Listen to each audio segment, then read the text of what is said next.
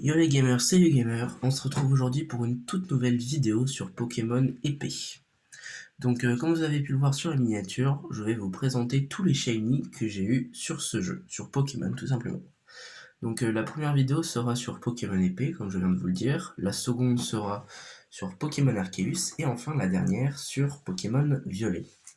Donc on va commencer tout de suite, sans plus attendre, avec le premier shiny que j'ai eu sur Pokémon épée, Moufleur Shiny. C'est un shiny que j'ai eu en expédition Dynamax. C'était mon tout premier shiny, donc franchement, j'étais assez content.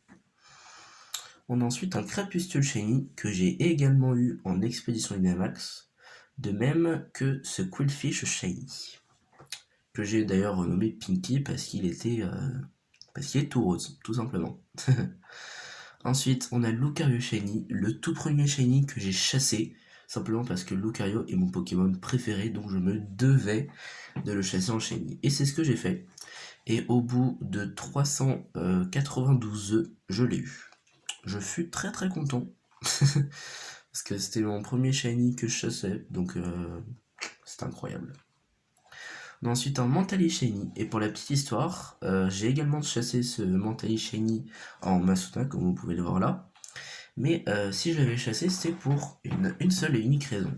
Car j'avais fail un Mentally Shiny que j'avais trouvé en raid Dynamax. En gros, j'étais en online, puis j'avais vu un raid de Mentally, et à ce moment-là, j'étais en train de compléter mon Pokédex.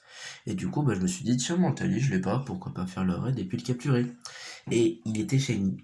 Du coup, j'ai réagi, quoi, tout simplement, j'étais en mode, waouh, trop bien, Shiny. Et à la fin du raid, quand on l'a battu, j'ai balancé une sombre ball pour le capturer parce que c'était vert et avec Mentally ça faisait stylé. Sauf que il est ressorti. Du coup pour ma vengeance, il fallait que je le chasse. Et du coup c'est ce que j'ai fait. Et je l'ai finalement eu. On a ensuite un petit Montracite Shiny que j'avais eu avec la méthode des KO. Je l'avais eu le 12 octobre 2022. Voilà. Je l'avais eu en à peu près 200 rencontres, si je me souviens bien. Et franchement, c'était cool, parce que c'est un de mes Pokémon préférés de cette génération-là. Parce que franchement, je trouve le design juste d'une mine un peu, c'est assez stylé. Et surtout le shiny avec ce bleu-là, c'est incroyable. Bon, un bleu, un peu bleu-gris en vrai. Mais bon, on a ensuite un Mamochon Shiny, qui a été un Shiny très très chanceux, vu que je l'avais eu à une chance sur 1365 en seulement 36 rencontres. Voilà. Donc je l'avais eu en cochignon, et puis je l'avais fait évoluer en mamochon. Voilà. On a ensuite un petit Tengelis Shiny que j'ai eu en 345 rencontres, que j'ai eu le 15 octobre 2022. Et puis voilà. Donc Tengelis, il fait également partie de mon équipe, comme ce Mamochon, ce Montracite, avec ce Lucario. Parce qu'en fait, quand j'ai fait l'histoire principale, je les avais utilisés eux, et du coup je me suis dit pourquoi pas, après avoir fini le jeu, ça serait sympa de les chasser en Shiny. Et du coup on vient directement sur le suivant, un petit Raichu Shiny, que j'avais fait en Masuda, et que j'avais eu en 105 E, il me semble. Voilà, j'étais assez content aussi, et il me semble que j'avais pris la vidéo, peut-être je vous la montrerai, ou peut-être que je l'ai effacée, je sais plus.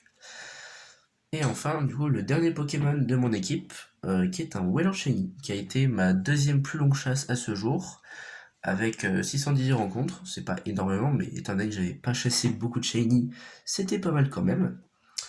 Et du coup, j'étais assez content. Je l'ai capturé avec une Master Ball, parce qu'il m'en restait une, et puis que c'était violet avec violet, quoi. Donc ça faisait assez stylé.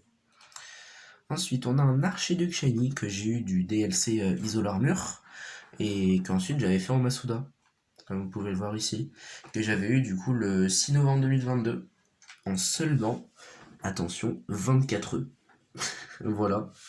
J'ai pas encore eu de Shiny premier œuf, mais j'en ai déjà eu au bout de 24 œufs, et j'étais assez étonné de l'avoir aussi rapidement.